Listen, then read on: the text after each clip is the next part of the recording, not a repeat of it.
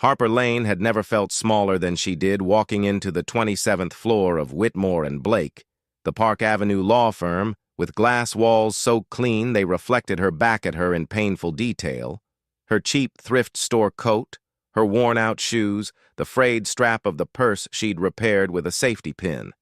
She stood in a lobby where people wore tailored coats and Rolex watches that probably cost more than everything she owned, combined. No one looked at her. If they did, it was the way someone glances at a stain on a tablecloth. Brief, dismissive, irritated that it exists. She swallowed hard, gripping the strap of her purse the way a drowning person grabs a lifeline. She told herself she only needed to get through the reading of Evan Rowe's will. 5 minutes, 10 at most. Then she could walk back out into the cold Manhattan air, catch the bus home, and pretend this world had never touched her at all. At the reception desk, a woman with a sleek bun and perfect eyeliner blinked at her as if Harper had spoken in another language. "Name?" "Harper Lane," she said. "I'm here for the Rowe will reading." The receptionist's smile tightened, brittle as glass. "Family members are in the West Conference Room. I'm supposed to be there." The receptionist paused long enough to make sure Harper felt the full weight of her doubt before finally checking the list. Her eyebrows twitched upward for just a second. "Take a seat. They'll call you." But no one did. After 12 minutes of sitting uncomfortably in a velvet chair she clearly didn't belong in, Harper heard sharp heels clicking down the hall. Vivian Rowe, Evan's mother, Manhattan royalty in a charcoal coat and pearls, strode past, followed by her younger son Damien in a suit that gleamed under the lights. Vivian didn't even slow down when her gaze brushed over Harper like a cold blade. But Damien noticed. His smirk curled. "Well," he said softly, "looks like someone wandered into the wrong building." Heat crawled up Harper's neck, but she stayed silent. She had survived worse than his cruelty. Minutes later, a paralegal finally led her toward the conference room, pushing open a tall glass door. The chatter inside died instantly. Every head turned toward her, powerful people in immaculate clothing, their eyes narrowing in confusion, irritation, disbelief. Harper felt her breath choke in her chest. She shouldn't have come. She should have stayed home. She should have... Connor Whitmore, Evan's lawyer, cleared his throat. "Now that everyone is here," he said, looking directly at Harper in a way that made her heartbeat stutter. "We can begin. Mr. Evan Rowe left instructions that the reading would not proceed without Ms. Harper Lane present." The room froze. Vivian's diamond bracelet clinked against the table as her hand tightened. Damien's jaw flexed. Someone whispered, "Why would he mention her?" And then Connor opened the leather folder. "Let's start," he said. "The first line of the will concerns Ms. Lane and her daughter." Every molecule of air seemed to vanish at once. Harper Lane woke every morning long before the sun, long before Manhattan's skyline began to glow gold behind the cracked blinds of her tiny Queens apartment. The air inside always felt a little cold, a little thin, as if the walls themselves were tired of standing. She would shuffle to the kitchen, careful not to wake her daughter in the next room, and start the coffee maker she bought from a garage sale for $8. It rattled loudly, like it was complaining about being alive, much like Harper felt on most days. Her life had been a long string of small battles, overdue rent notices tucked under the door, medical bills from Lily's asthma episodes, late-night bus rides after double shifts, the quiet humiliation of pretending she didn't hear co-workers whisper about her bad luck with men. They didn't know the truth. Few people did. She had once been a girl with dreams, the kind who believed life would reward kindness, who thought love, real love, could survive pressure from wealthy parents and long-distance plans. But when she got pregnant with Evan Rowe's child, her world shrank overnight. His mother's threats were sharp, icy things. Walk away now, Miss Lane, or we will bury you in ways you don't even have the vocabulary to describe. Harper was 22, terrified, and alone. Evan was abruptly sent overseas, and the last message he managed to get to her was a broken apology that arrived too late to save anything. Still, she kept the baby, and that one choice defined every year that followed. Her daughter, Lily, became her reason to breathe. A laughing 6-year-old who loved drawing unicorns on scrap paper, who carried an inhaler in her tiny backpack, who always asked why the other kids had dads at science fairs. Harper would kiss her forehead, smile, and say, "Because every family is different, sweetheart." Then she would hide in the bathroom and silently cry into a hand towel. Most days she felt invisible. Just another tired service worker with dark circles under her eyes, ringing up groceries, handing out coffee, scraping together enough to keep the lights on. She avoided mirrors. They only showed someone life had pushed too hard, too fast. And yet, there was strength in her. The quiet, sturdy kind you only earn by surviving storms no one else sees. She never asked for help. She never expected justice. She certainly never expected to be invited to a will reading on Park Avenue. The envelope that arrived 2 weeks ago felt like a prank at first. Thick, official, out of place on her worn doormat. When she read Evan's name, her knees nearly buckled. She sat on the floor for a long time, staring at it, unsure whether she should open it or burn it. But she went, because Lily deserved answers, because Harper refused to let fear decide her life again. And as she stepped into that conference room full of hostile faces, she had no idea that everything she'd ever lost was about to come back in a way no one in that room could predict. The elevator ride to the 27th floor felt like rising into a world where oxygen cost more than her monthly rent. Harper stood near the back, squeezed between marble walls and people who smelled faintly of expensive cologne. A man in a tailored navy suit glanced at her thrift store coat and instinctively stepped aside, as if poverty were contagious. She kept her eyes down, silently praying the elevator wouldn't stop long enough for anyone to ask why she was there. When the doors opened, the hallway stretched before her, quiet, polished, impossibly elegant. The cream-colored carpet felt like walking on clouds she had no right to touch. Floor-to-ceiling windows revealed Manhattan in its morning glory, the skyline glowing in pale gold, the Chrysler Building gleaming like a blade, yellow taxis drifting below like busy ants. It was a view of a world she'd only ever seen through smudged bus windows. Connor Whitmore's law firm didn't just take up space, it dominated it. Glass walls reflected art pieces she couldn't name. A sculpture near the reception desk looked like it cost more than the total she'd ever earned in her life. Every detail screamed old money, power, untouchable legacy. Harper's pulse thudded painfully. She didn't belong here.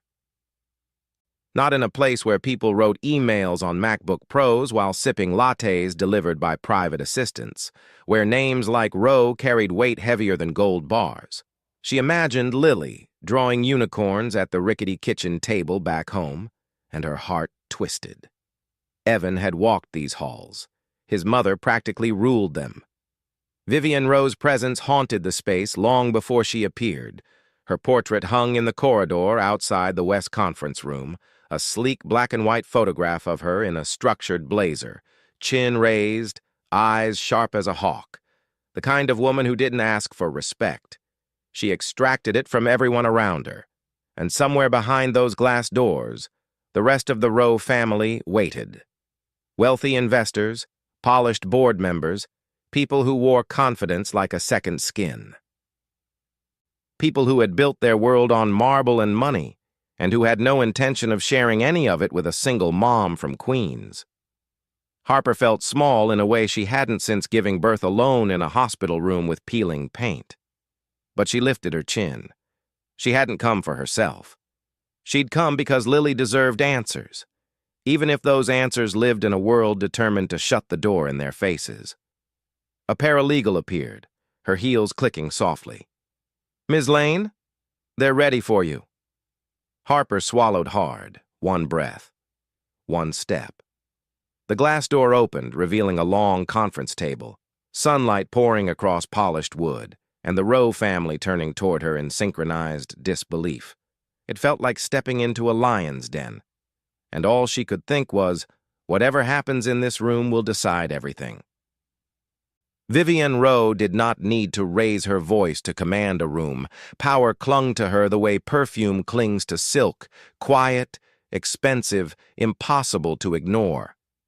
As Harper stepped fully into the conference room, Vivian lifted her eyes from a stack of legal folders and gave her a single, piercing look.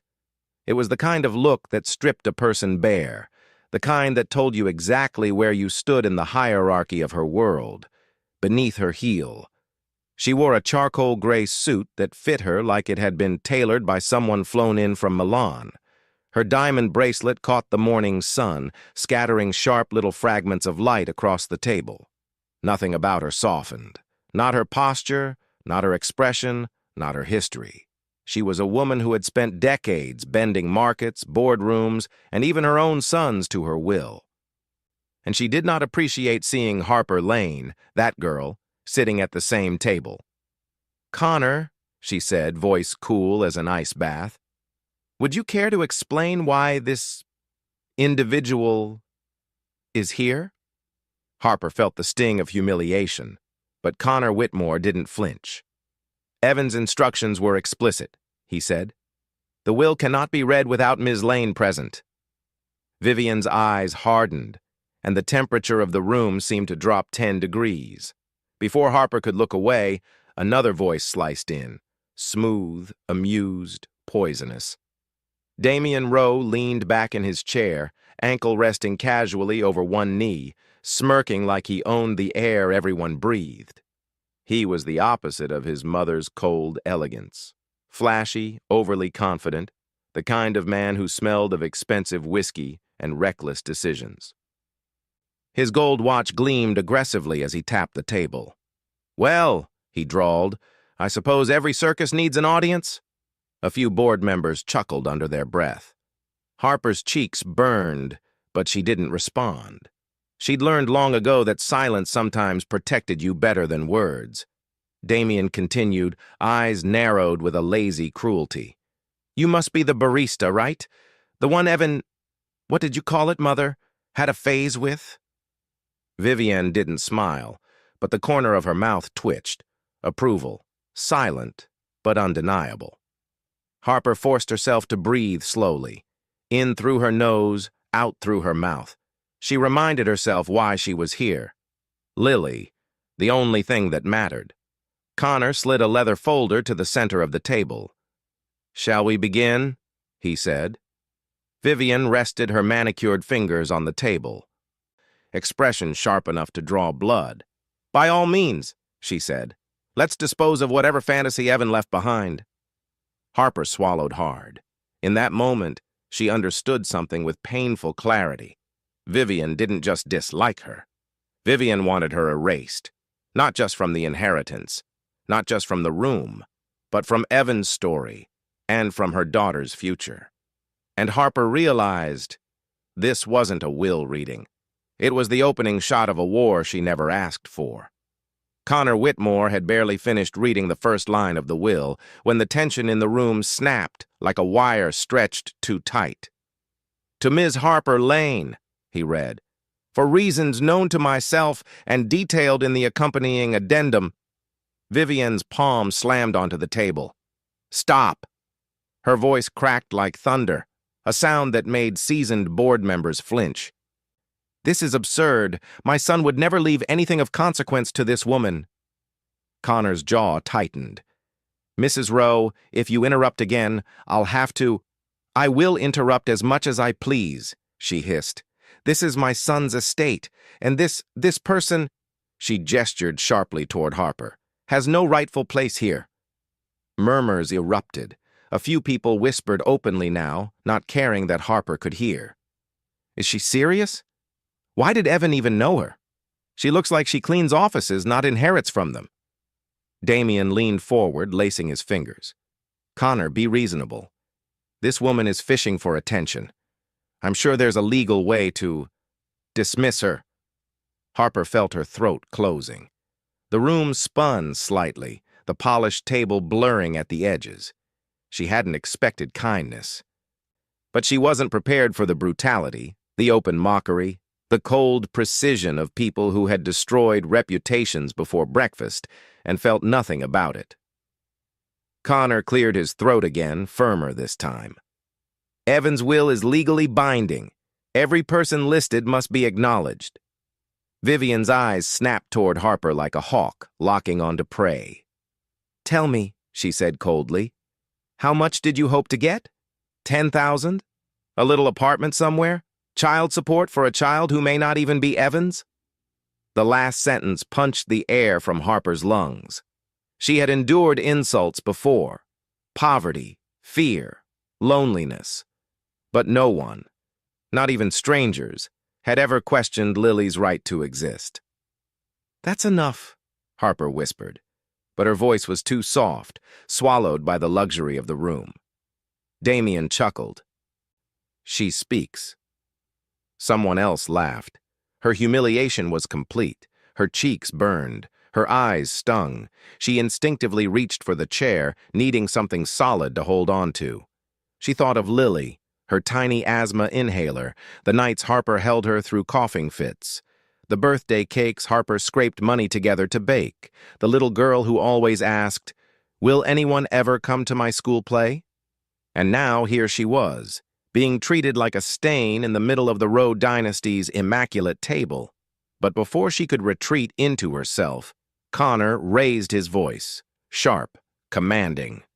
For the record, he said, staring directly at Vivian and Damien, Evan personally requested Ms. Lane be present.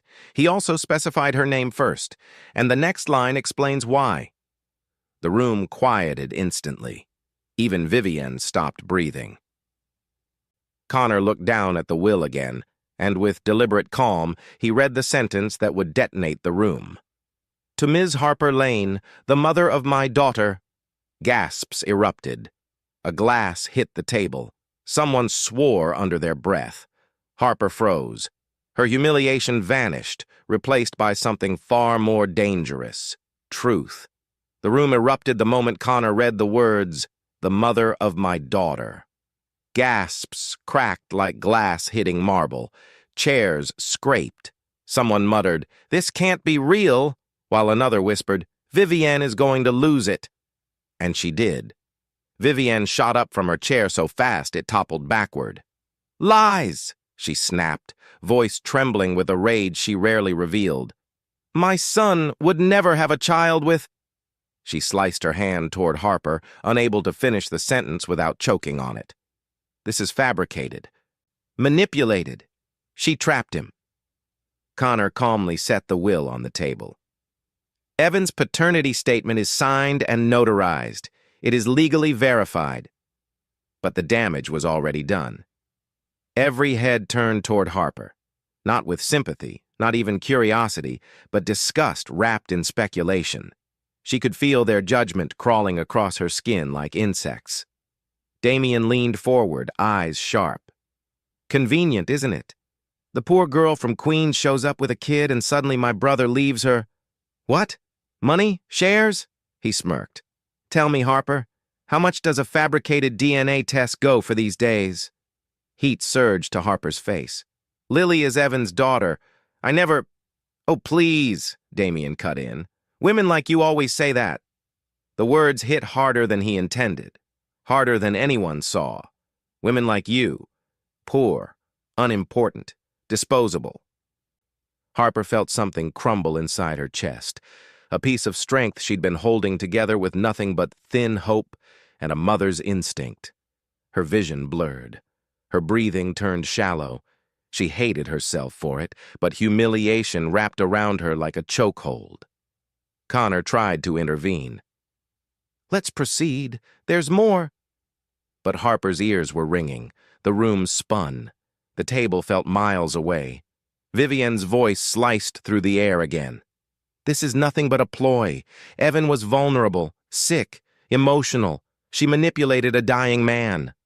Harper flinched. No one else did. Damien shrugged.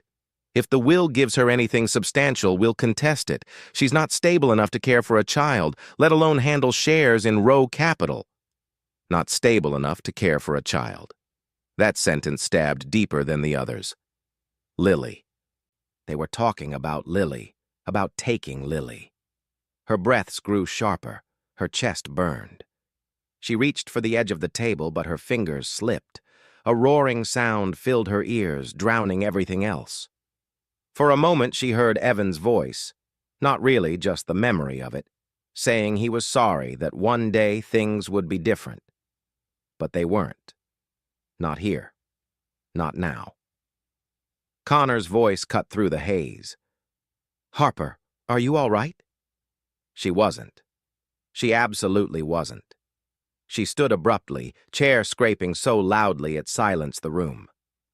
"I need air," she whispered. Then she turned and walked out, shoulders shaking, vision swimming, her heart breaking in a way no one in that room cared to see. Behind her, Vivian's cold words followed like a curse. "She won't last." Women like her never do. And for the first time since Lily was born, Harper believed it. Harper didn't remember pressing the elevator button, didn't remember stepping inside, didn't remember the polished doors closing on the stunned faces of the Roe family. All she knew was the suffocating pressure in her chest, the raw sting of humiliation, the terror curling cold and dark inside her ribs. The elevator descended in heavy silence, broken only by her uneven breathing. When the doors slid open to the lobby, Harper stumbled out into the marble floor and leaned against a pillar like someone fighting for air. She wiped her cheeks, furious at herself for crying, furious that she cared what those people thought, furious that they could still hurt her after all these years. "Harper." The voice was calm, low, steady. She turned to see Connor Whitmore standing a few feet away, leather folder in hand, concern etched into the lines of his face. I'm fine," Harper whispered, even though she wasn't. "No," Connor said gently. "You're not." He approached slowly, giving her space to breathe. "You shouldn't have had to hear those things," he said. "Not today." Harper shook her head. "I shouldn't have come. I don't belong here. They want to take Lily. They—" "Stop." Connor's tone sharpened, not unkind, but decisive. "They want you rattled. They want you to walk away because Evan left you something they weren't prepared for." Her breath caught. "Left me—" "What?" Connor glanced around the lobby, jaw tightening. Then he lowered his voice. "There's something you didn't hear in that room, something Evan asked me to share with you privately." Harper blinked. "What are you talking about?" He opened the leather folder, slowly, deliberately, as if revealing something fragile. Inside was a single sealed envelope with her name written in Evan's handwriting. The ink looked old, worn at the edges, as if he'd held it many times before deciding to entrust it to someone else. Harper's knees nearly buckled. "He wrote this," Connor said softly, 8 months before he died, and he instructed me not to release it until you were present at his will reading." Her breath hitched. "Why? What's in it?" Connor exhaled. "A confession. And proof." She stared at the envelope like it was a ghost. "Evan didn't abandon you," Connor continued. "He tried to come back. Several times. His mother intercepted him, blocked his calls, threatened to disinherit him. Threatened legal action, whatever it took to keep him away from you." Harper's chest tightened painfully. "No. She told him I wanted money, that I wanted to ruin his life." Connor shook his head. "Evan never believed that. But Vivian had leverage over him. Over his career, his health, his reputation.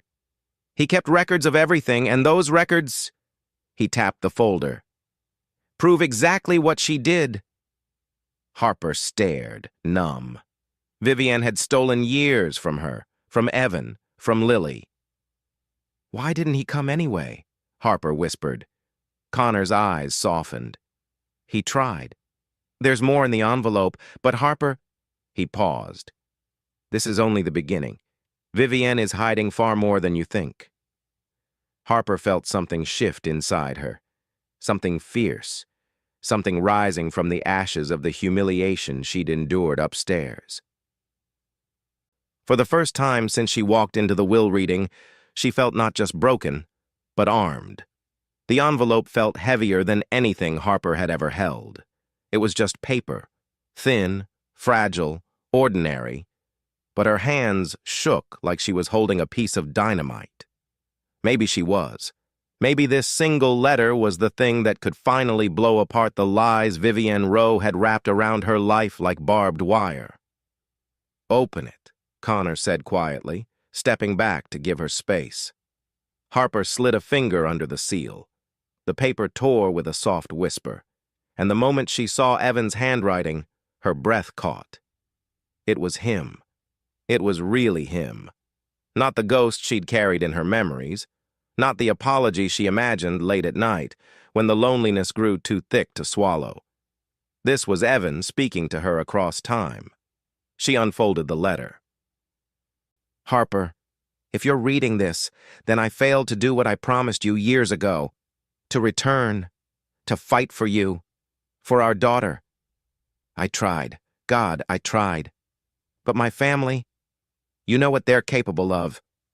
Her vision blurred as she continued. "They threatened you. They threatened my career.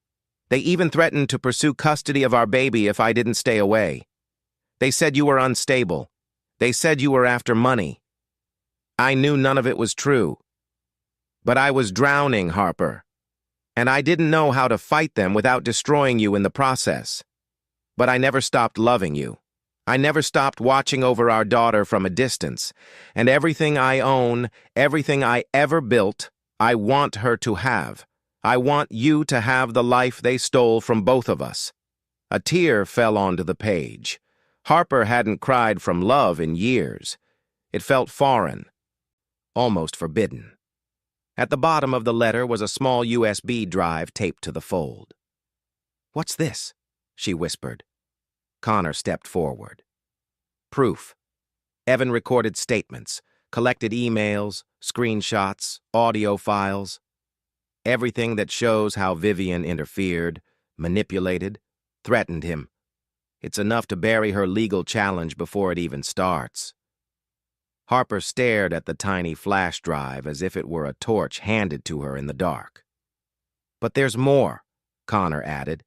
Evan also documented his acknowledgement of Lily, DNA reports, signed statements, a video he recorded just months before his death. Harper felt her heart twist. "A video?" Connor nodded. "You'll see it soon, but understand this.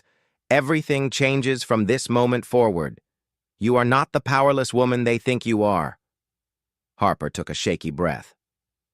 Somewhere deep inside, beneath years of exhaustion and defeat, something flickered, something she thought had died long ago. Courage, resolve, a willingness to fight. She straightened her shoulders. "Connor," she said, voice soft but steady, "I'm done letting them decide who I am." He allowed the faintest smile. "Then you're ready for what comes next." "What is that?" His eyes hardened, not unkindly but with purpose. "War." And for the first time in her life, Harper didn't feel like running from it. She felt ready to walk straight into the fire. Harper barely slept that night. Evan's letter sat on the kitchen table beside Lily's inhaler, illuminated by the flickering light above the stove. Every time Harper closed her eyes, she saw the conference room, the way Vivian's gaze sliced her open, the way Damien smirked like he already knew how the story ended. But by morning, something far worse waited for her. Her phone buzzed nonstop with notifications, texts, emails, social media alerts from accounts she'd never even followed. She frowned, unlocking the cracked screen. The first headline hit her like a punch. Queen's barista claims billionaire heir's child. DNA questioned. The second was worse. Sources say Harper Lane tried to blackmail Evan Rowe before his death. Her heart stopped. No. No. No. No. She scrolled, hands trembling. A grainy photo showed her outside the diner where she worked. Taken from across the street, her face half-turned, her apron stained from a long shift. The caption read, "Rowe family victimized by single mother with troubled history." Harper felt the ground tilt beneath her. Troubled history? Blackmail? Victimizer? This was Vivian's work. Surgical, timed, merciless. As she stood frozen in the tiny kitchen, Lily padded out of her bedroom, rubbing her eyes. "Mommy? Why are you crying?" Harper swallowed her terror. "I'm not, baby. I'm just tired." But the day didn't give her a chance to recover. At the diner, her manager pulled her aside before she even tied her apron. "Harper, look, we're getting calls, reporters, people asking about you. This place isn't built for attention like that. Maybe take the week off. Unpaid, of course." Unpaid. The word echoed through her like a death sentence. On the bus ride home, strangers stared at her phone screen as another headline popped up. Anonymous source. Lane's financial struggles motive for claiming heir's child. Anonymous source. Harper didn't need to guess who. Panic seeped into her bones. If Vivian was releasing stories this fast, the next move was obvious. Question Harper's stability, question her mental health, question her parenting. And if they questioned her parenting, they could come for Lily. Her phone buzzed again. This time a voicemail from a number she didn't recognize. She pressed play. "Ms. Lane, this is Children and Family Services. We've received an inquiry regarding potential instability in your living conditions. We need to schedule a home visit." Harper felt her lungs collapse. A home visit? Already? This wasn't just a smear campaign. It was a full-scale attack. She sank onto the bus seat, gripping the metal bar to keep the world from spinning. People glanced at her, then quickly away, pretending not to notice a woman breaking quietly in front of them. Her mind raced. Rent overdue, job disappearing, headlines painting her as a predator. Vivian wasn't just trying to destroy her reputation. She was building a case to take Lily. As the bus rumbled toward Queens, Harper pressed the USB drive in her pocket, the proof Evan had left behind. It was her only weapon, her only chance. And she knew one thing with shattering clarity. If she didn't fight back now, she would lose everything. By the time Harper reached her apartment, the sun had dipped behind the buildings, turning the streets of Queens into long corridors of shadow. She climbed the stairs slowly, each step heavier than the last. Her phone buzzed non-stop in her pocket, but she didn't look. She knew what it was. More articles, more lies, more poison designed to rot her life from the inside out. Inside the apartment, the air felt tight, thin. Lily was coloring on the floor, legs crossed, crayons scattered everywhere. She looked up with a smile, the kind that could break and heal Harper in the same breath. "Mommy, look! I drew us at the park!" Harper forced a smile. "It's beautiful, sweetheart." But even as she tried to sound steady, her vision blurred. She turned away before Lily could see her crumble. The voicemail from Children and Family Services echoed in her mind like a warning bell she couldn't shut off. A home visit meant evaluation. Evaluation meant judgment. Judgment meant risk. And risk meant losing Lily. Her chest tightened. Her breaths came short. She set her purse down and stumbled into the bathroom, locking the door. Her hands trembled violently as she gripped the sink. "This can't be happening," she whispered. "Please, God." "Not Lily, anything but Lily." Her reflection stared back, pale, exhausted, frightened beyond measure. For the first time, she saw what Vivian wanted the world to see. A struggling single mom, stretched thin, battling too many burdens at once. Someone easy to discredit, someone easy to crush. The panic attack rose fast, sharp, suffocating. Her heart pounded like it was trying to escape her chest. She pressed her palms against the cold counter, gasping for air. Someone knocked gently. "Mommy, are you okay?" The sound of Lily's voice nearly broke her. "I'm fine," Harper managed. Just give me a minute." But she wasn't fine. She was unraveling. Her job, gone. Her name, dragged through the dirt. Her daughter, at risk. And all because Vivian Rowe decided she wasn't worthy of breathing the same air as the Rowe family. Harper slid to the floor, clutching her knees to her chest. Silent sobs shook her shoulders until her whole body ached. She didn't cry like someone sad. She cried like someone drowning, with no land in sight. After several minutes, the apartment went quiet. She wiped her face, trembling still, and forced herself to step out. Lily sat at the table coloring another picture, this one of a woman with a cape. "That's you," Lily said proudly. "You're a superhero." The words shattered Harper. She knelt beside her daughter and wrapped her arms around her tightly, too tightly, trying to hold together the pieces of her sanity. "Mommy?" Lily asked softly. "Am I in trouble? Did I do something wrong?" Harper's breath caught. "No," she whispered. "You did everything right. Everything." But as she held her daughter, a dark truth settled over her. Heavier than anything she'd ever carried. She wasn't just fighting for justice anymore, she was fighting for survival. And right now, she was losing. The next morning arrived gray and heavy, the kind of New York morning where the sky looked bruised. Harper barely slept. Every time she closed her eyes, she saw headlines twisting her name, strangers on the internet dissecting her life, and government officials knocking on her door to question her ability to care for Lily. She was pouring cereal into a chipped bowl when someone knocked.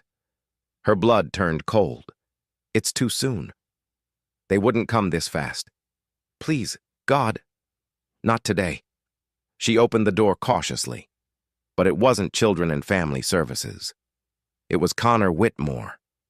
He stood in the hallway holding a leather briefcase, looking out of place against the peeling paint and flickering light. "Harper," he said gently, "may I come in?" She hesitated, then nodded. Lily peeked from her bedroom, clutching her stuffed rabbit. Connor offered her a warm smile, the kind that didn't ask for anything in return. Once inside, Harper closed the door and leaned against it. "Did you see the news?" she whispered. Connor exhaled. "I did. I also know who's behind it. Vivian. And Damien," he added. "He contacted a tabloid reporter he's used before. They're building a narrative to undermine you before the court even steps in." Harper sank onto a chair. "They're trying to take Lily." "They're trying to scare you into running," Connor corrected. "If you disappear, they win everything." She looked up, her eyes red. "Connor, I can't fight people like them. They have money. Lawyers, connections, I have—" She looked around her tiny apartment, the broken lamp, the duct-taped chair. "Nothing. You have truth," he said simply. "And you have something they never expected. Me." She frowned. "Why? Why are you helping me? You could lose your job. They could ruin you too." Connor paused, choosing his words carefully. "Before Evan died, he asked me to protect you and Lily. He trusted me with documents that could expose his family's misconduct. And I believe in honoring the wishes of my clients, even after death." Harper blinked back tears. "I don't know how to fight, Connor. That's why I'm here. You won't fight alone." He placed his briefcase on the table and opened it. Inside were neatly arranged documents, printed emails, screenshots, and a small folder marked Confidential. "These are the first pieces of evidence Evan collected," Connor explained. Proof Vivian interfered with his communication, threatened legal action, manipulated business deals to force him overseas, and even intercepted a letter he wrote to you in 2018. Harper's breath caught. She stole his letter? Connor nodded. She never wanted you to know he tried to come back. Harper pressed a hand to her mouth, emotions trembling through her like aftershocks. And there's more, Connor said. A lot more. Before she could respond, another knock sounded at the door, firmer this time. Harper tensed. Connor, is that them? But when the door opened, it wasn't the government. It was a tall man in a tailored coat, sharp-eyed, purposeful, Julian Hayes, CEO, power broker, one of Evan's closest partners.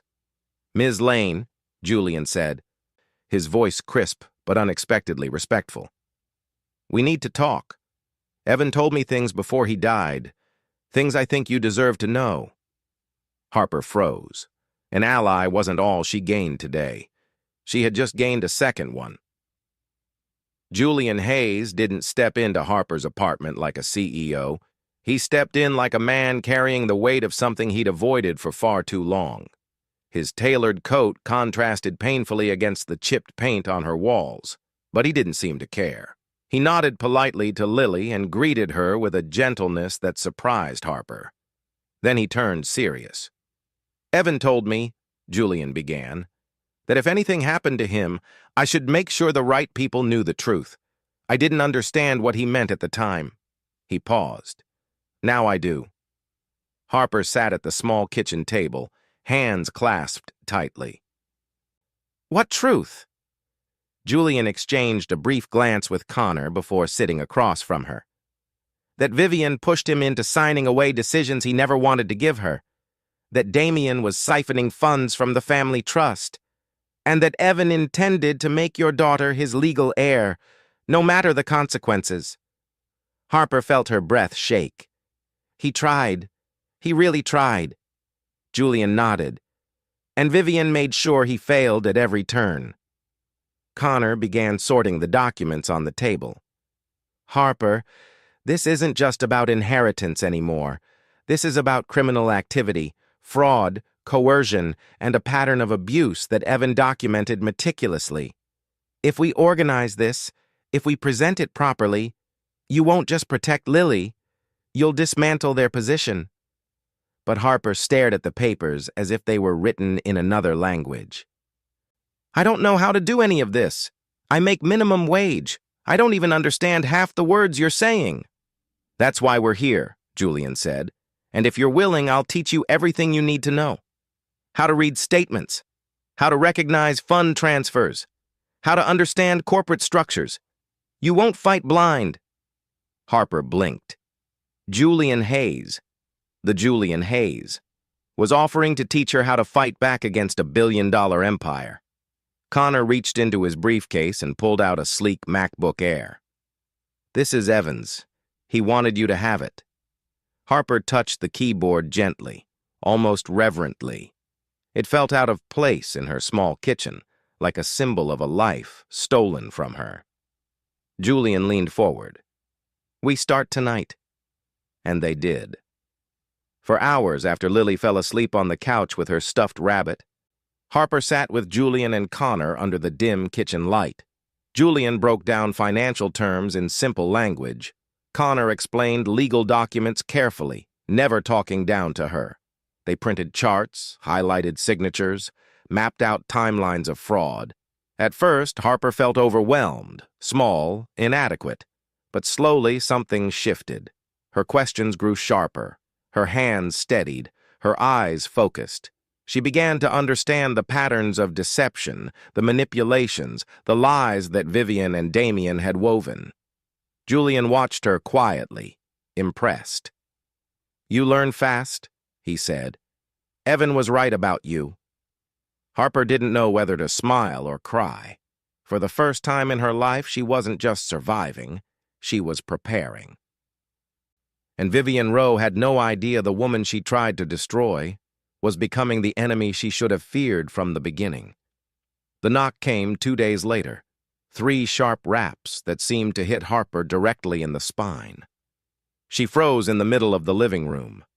Lily was on the couch drawing stars on construction paper, humming to herself. Connor looked up from the files he'd been organizing, his expression tightening. "That's not Julian," he said quietly. No, it wasn't. Harper already knew. When she opened the door, 2 officials stood in the hallway, crisp suits, clipped badges, professional smiles that didn't reach their eyes. "Ms. Harper Lane?" Her breath wavered. "Yes. We're from Child and Family Services. We received a formal complaint regarding the stability of your household. We need to conduct a welfare check for your daughter." The floor dropped away beneath her. Lily looked up, confused. "Mommy, who are they?" "It's okay, baby," Harper whispered, though nothing felt okay. The taller official stepped inside, scanning the apartment with meticulous eyes, peeling paint, secondhand furniture, the space heater in the corner. The apartment wasn't unsafe. It wasn't unclean. But it wasn't wealthy. It wasn't the picture-perfect stability Vivian curated like a brand. And that was enough. Connor moved to Harper's side. "You cannot speak to them alone. I'm her legal counsel." The officials exchanged a quick look but didn't object. They began with questions, cold, clinical questions that sliced deeper than any insult Vivian had thrown at her during the will reading. "How many hours do you work per week? How much savings do you have? When was Lily's last medical checkup? Does she have her own bed? Have you ever experienced emotional instability or panic episodes while caring for her?" Harper's hands shook. How did they know about her panic attack? Who told them? And then she understood. Vivian. Who else had access to that kind of power? The shorter official glanced at Lily's inhaler on the table. "How often does she need this? Does she ever go without medication due to financial hardship?" Harper swallowed hard. "Never. I always find a way." "But you have no health insurance, correct?" I'm working on it." The official wrote something on her clipboard. Harper's heart cracked. Connor stepped in sharply. "This line of questioning is inappropriate without reviewing Ms. Lane's documentation. We request a postponement of judgment until we submit medical records and financial proof." But the officials didn't stop. Finally, they asked the question Harper feared most. "Has anyone else, family or otherwise, expressed concern about your ability to provide a stable home?" Harper's breath stalled. They already knew the answer. She didn't have to say it. The taller official closed the folder. "We will review everything and contact you with our findings." As they walked out, Lily tugged Harper's sleeve. "Mommy, are they taking me away?" Harper sank to her knees and hugged her daughter tightly, her voice breaking. "No. No one is taking you anywhere." But when the door shut, she whispered the truth only Connor heard. "They're going to try. They're really going to try." Connor placed a steady hand on her shoulder. "They just declared war," he said quietly. "Now we fight back harder." And for the first time, Harper wasn't the only one trembling. Her enemy was escalating. But so was she. Vivian Rowe did not make mistakes, at least not publicly. But behind the marble walls of the Rowe townhouse on Fifth Avenue, her empire was beginning to fracture in ways even she couldn't fully control. The evening after the welfare check at Harper's apartment, Vivian stood in her private study, staring out at Manhattan's shimmering skyline. Her reflection glared back at her in the glass. Flawless hair, immaculate suit, posture sharp enough to cut steel. Everything about her radiated control, but her hands trembled. Damien paced behind her like a caged wolf. "This is getting out of hand, Mother. Connor is helping her. And Julian Hayes? I thought he was on our side." Vivian turned, voice low and venomous. "Julian is a businessman. He doesn't take sides. He calculates them. If he senses instability, he'll move toward the stronger position." Damien scoffed. And you think she's the stronger position? Vivian's eyes narrowed. Not yet, but Connor is clever, and Evan left more behind than I anticipated. She moved to her desk and opened a drawer filled with files, sealed reports, hidden transfers, confidential assessments. Her fingers grazed a folder marked DH Accounts. Damien stiffened. Mother, she lifted the folder. Explain this. Damien's throat bobbed. It's nothing, just some side investments. Side investments? She snapped. Or the $12 million you funneled into offshore accounts without board approval?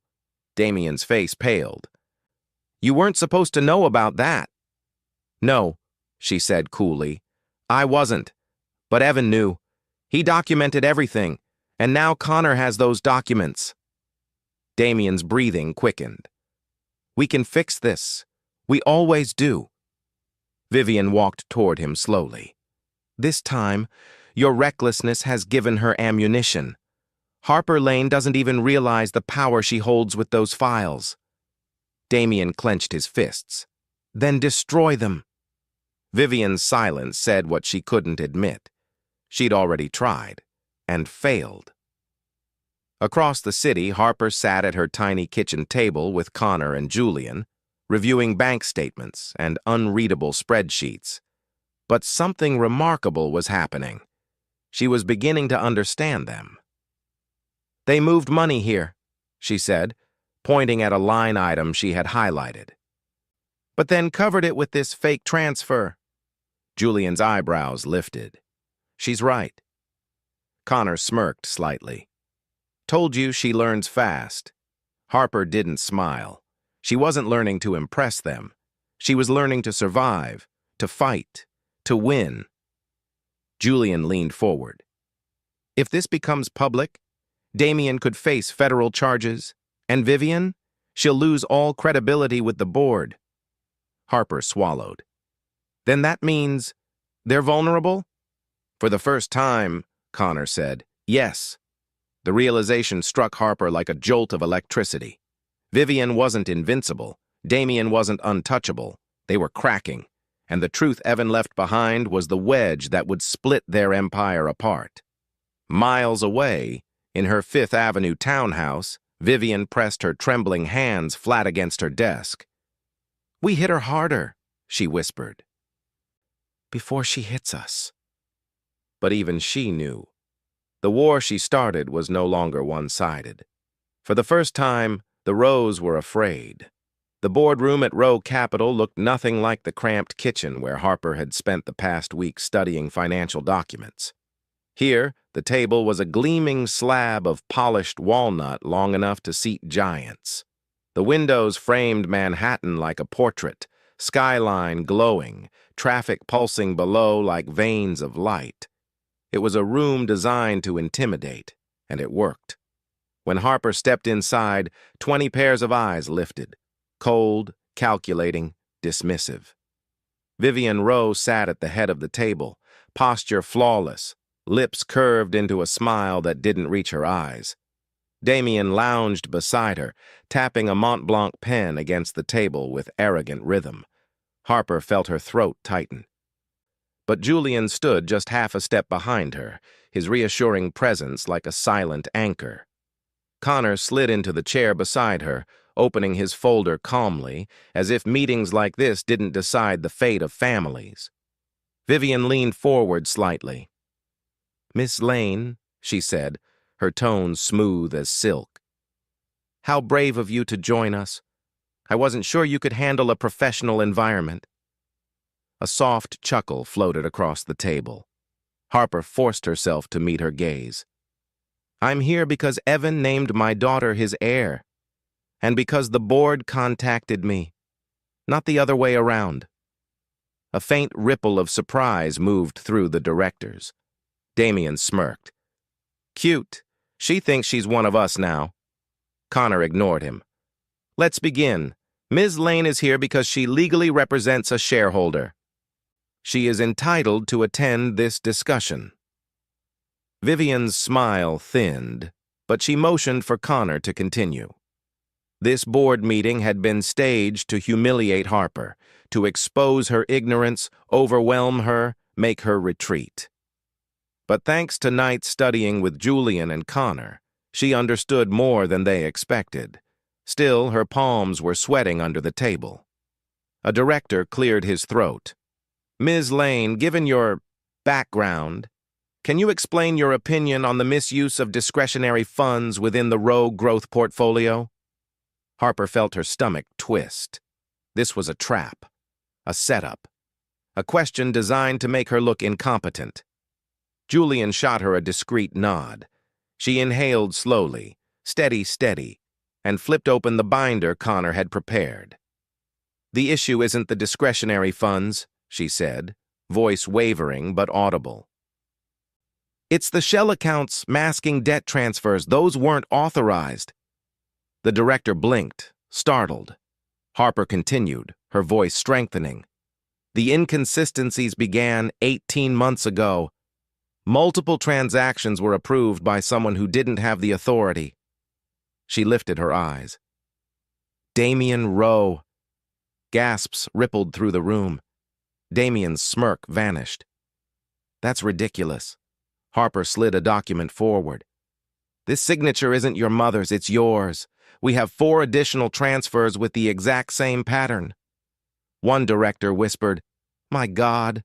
Connor added, "We also have evidence these transfers funded offshore accounts tied to Mr. Rowe." Vivienne finally spoke, sharp, icy. "This is an ambush." "No," Julian said calmly, stepping forward. "This is accountability." Vivienne shot him a murderous glare. Harper swallowed, heart pounding, but she didn't back down. For the first time, she felt the power shifting, just a little. But enough. Enough to show them she wasn't prey. Enough to make Vivienne realize something terrifying. Harper Lane wasn't just surviving anymore. She was fighting, and she was winning. The boardroom was still buzzing from Harper's accusation when Connor calmly closed his folder and said, "There is one more piece of evidence the board needs to see." Vivienne stiffened. Damian went pale. Harper felt her pulse hammering in her throat. Connor nodded to Julian, who stepped to the far corner and tapped a button on the wall-mounted screen. The lights dimmed automatically, the room falling into a silent, anticipatory hush. Manhattan's skyline glowed behind them like a witness. "What you're about to hear," Connor said, "was recorded by Evan Rowe 3 months before his death. It was sent to my office with explicit instructions not to play it until Harper Lane was present at a board meeting." Vivienne shot to her feet. "No, absolutely not. I forbid." "You have no authority to forbid evidence," Connor replied coldly. The screen flickered. Then Evan appeared. He was seated at his desk, looking weary but clear-eyed. A soft desk lamp lit the sharp lines of his face. His voice, when it came, was raw but steady. "If you're seeing this, I'm gone. And if Harper Lane is in the room, it means my mother is doing exactly what I predicted." Harper's breath caught. Damian cursed under his breath. Evan continued, eyes steady on the camera. "First, let me say this clearly. Lily is my daughter. I love her. I wanted to be in her life. I tried. God knows I tried. But every attempt I made was blocked by my family." Vivienne shook her head violently. "This is altered. Fake. He was emotional." But the video went on. "My mother intercepted my letters. She threatened Harper, threatened to smear her, even threatened legal action to take custody of Lily if I refused to distance myself. I signed documents under pressure, documents she planned to twist against Harper." People around the table gasped. Damian muttered, "Turn it off! Turn it off!" But the video kept playing. "And Damian," Evan said, his tone hardening, "I know exactly what you were doing with the offshore accounts. I made copies of everything. If anything happens to Harper or Lily, those documents will surface." Damian's face drained of all color. Evan inhaled shakily, then spoke with heartbreaking sincerity. "Harper, if you're hearing this, I'm sorry, I should have fought harder. You never asked me for anything. You never wanted money. You just wanted honesty. And I failed you." Harper's eyes blurred with tears. She pressed a trembling hand to her mouth. Evan looked directly into the camera one last time. "Give her everything I intended. Protect her. Protect our daughter. And if my family chooses war, they choose it alone." The screen went black. Silence collapsed over the room. Then, a director whispered, "This changes everything." Another said, "We need an emergency review of Damien's conduct." Vivian sat frozen, fingers trembling violently. Damien looked like a man watching the ground open beneath him, and Harper, for the first time, felt the weight shift completely in her favor. Evan had spoken, and the truth had finally entered the room. The room stayed silent long after the video ended. It was the kind of silence that didn't simply linger. It suffocated. Directors stared at one another with a mixture of disbelief, anger, and dawning horror. The skyline behind them glowed like molten gold, but inside the boardroom, the temperature dropped 10 degrees. Vivian was the first to move. Not with control, not with grace. Her hands trembled as she reached for her glass of water. It rattled against the table. She pulled it back sharply, trying to regain the poise she'd spent decades perfecting. "This," she said, voice brittle, "is manipulation. Evan was sick. He was grieving. He didn't know what he was saying." But her argument was already dead. Everyone had seen the clarity in Evan's eyes. Damien slammed his palm onto the table. "This is entrapment. Harper and Connor staged this. They edited the video." Julian cut in, voice steady and sharp. "That recording was stored on an encrypted server under Evan's private account. I verified the metadata myself. Nothing was altered." Damien's mouth opened, but no words came out. A director leaned forward. "Mrs. Rowe, did you intercept Evan's letters? Did you interfere with his attempts to reach Ms. Lane?" Another director added, "Were you aware of your son's accusations regarding unauthorized transfers?" Vivian's jaw clenched. "I don't answer to you." "Oh, I think you do," the CFO replied. "This directly involves the integrity of Rowe Capital." Connor organized his papers calmly, too calmly for Vivian's liking. "We also have the copies Evan mentioned," he said. "Emails, screenshots, audio recordings of verbal threats, documents showing forged signatures. The board will receive everything." The directors exchanged glances. A storm was forming, a legal, financial, and reputational hurricane. Damien grew desperate. "This can ruin us. We need to control the narrative." One director scoffed. "Control?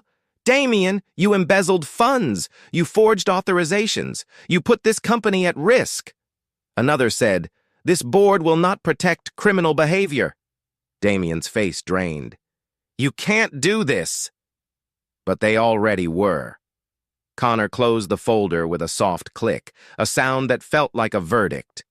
Vivian drew a slow breath, trying to steady herself. "This meeting is over." "No," said the chairman, rising. "It is not. We are calling an emergency ethics review, and effective immediately. Both you and Damien will be suspended from all operational roles pending investigation."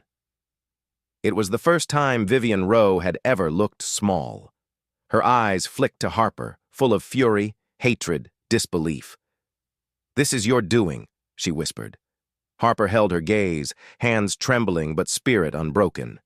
"No, this is Evan's truth. You buried it. It finally clawed its way back."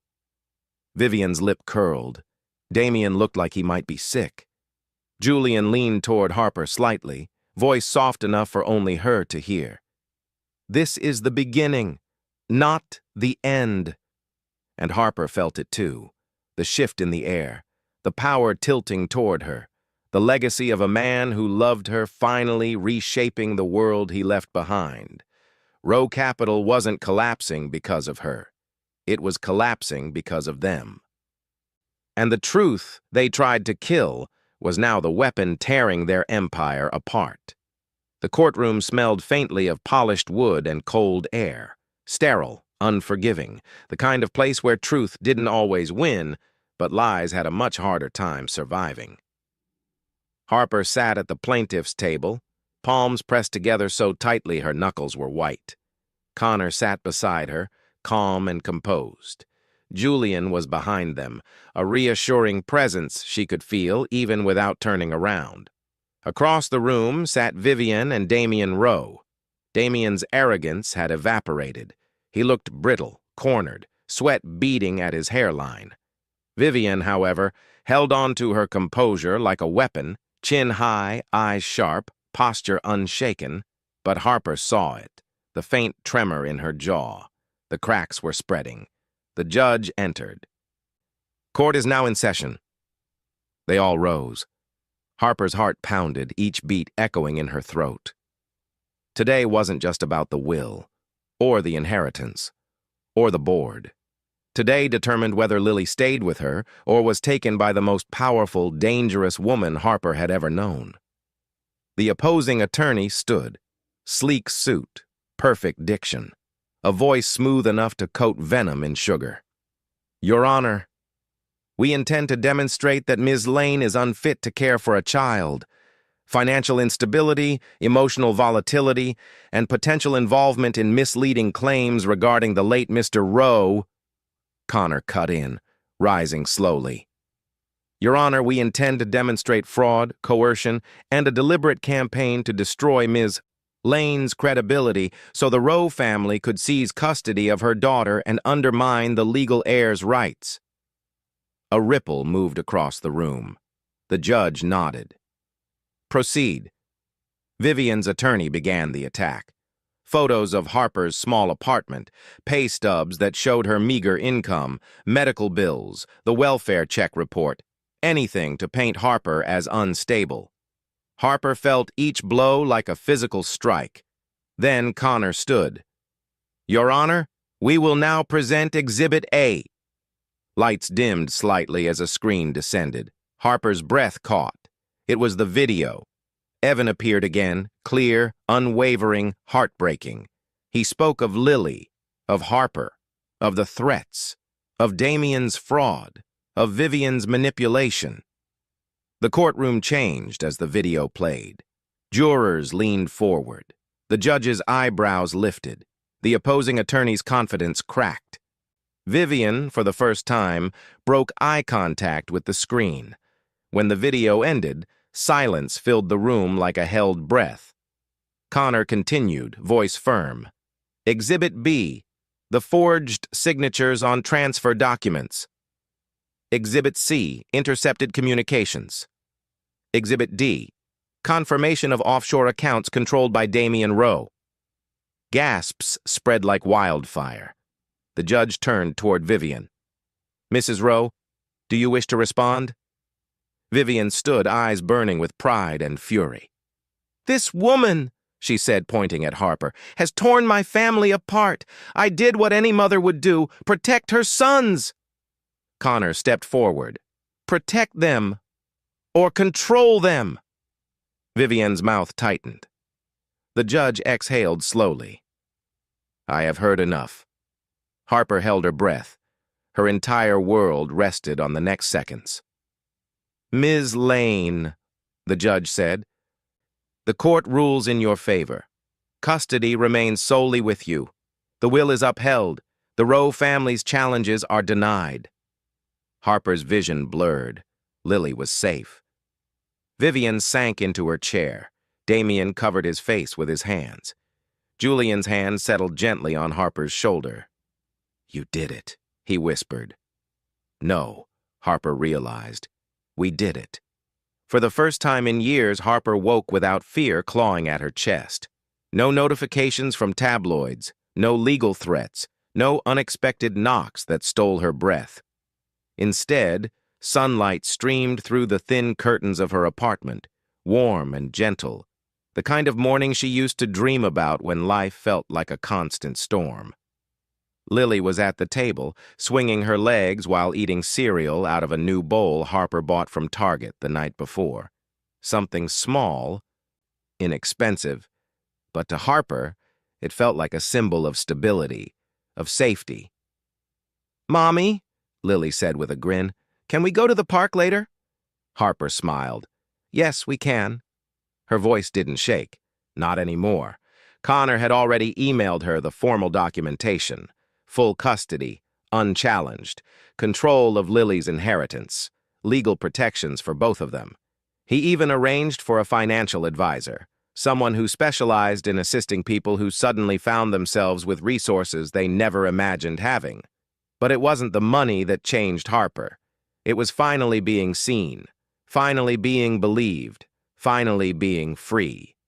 Later that afternoon, Harper and Lily stood outside a modest two-bedroom apartment in a safer neighborhood, a short walk from Lily's school. The building wasn't luxurious, but the hallways were clean, the neighbors friendly, the air warm.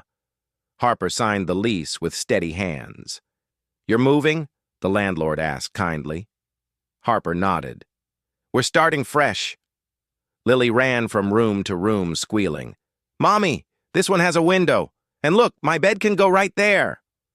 Harper pressed a hand over her heart, overwhelmed by the simple joy on her daughter's face. This was worth every humiliation, every sleepless night, every fight she never wanted, but was forced to endure. That evening, as Harper unpacked a small box labeled Fragile, there was a knock on the door. Her breath caught. Old habits die hard. But when she opened it, she found Julian Hayes standing in the hallway, holding 2 cups of coffee. "For the record," he said softly, "I've never been more proud of someone in my life." Harper flushed. "You didn't have to come." "I wanted to," Julian replied. "Besides, Evan would have wanted me to check in, and I wanted to see how you were settling." He glanced around the apartment, smiling at the simple furniture, Lily's drawings taped to the fridge, the warmth already filling the space. "It suits you," he said.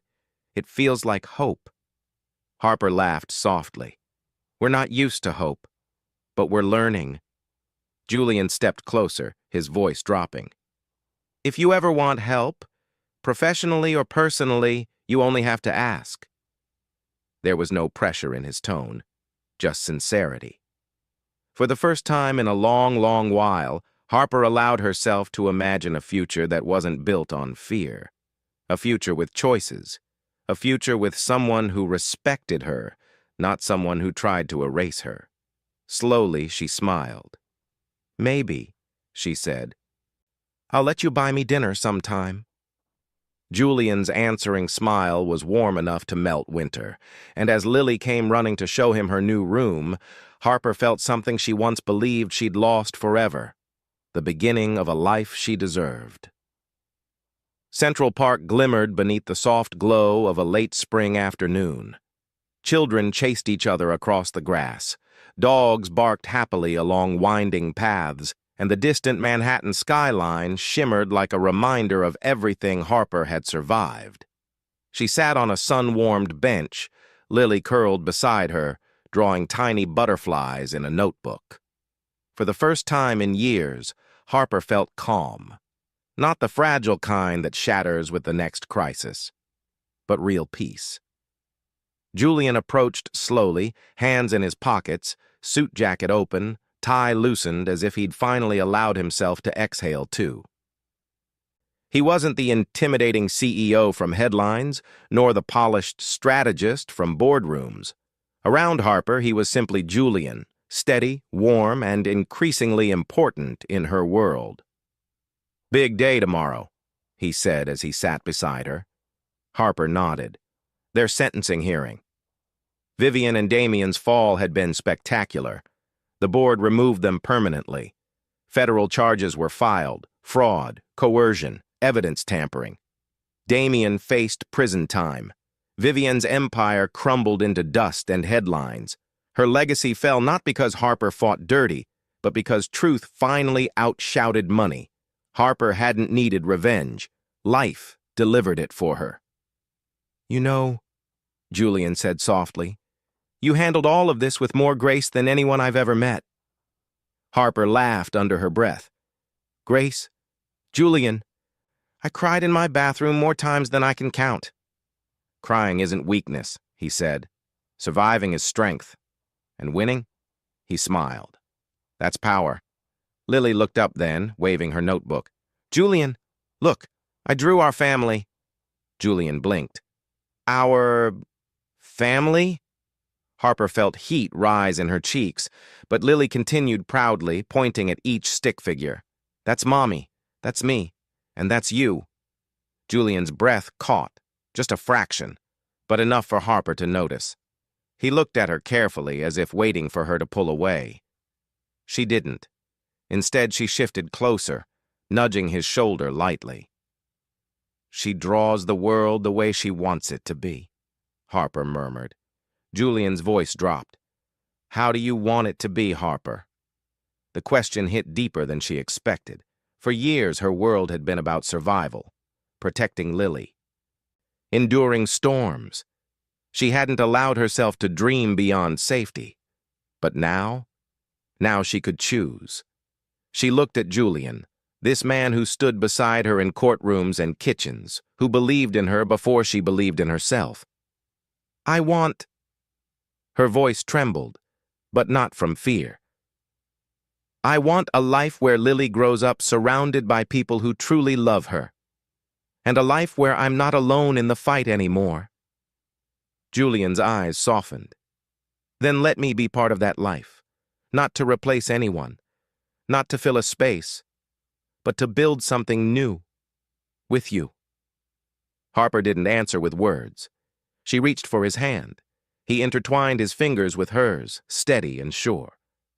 Across the park, Lily's laughter rose like a promise. Harper exhaled, a long, healing breath, and felt the weight of her old life finally slip away. She had fought the impossible.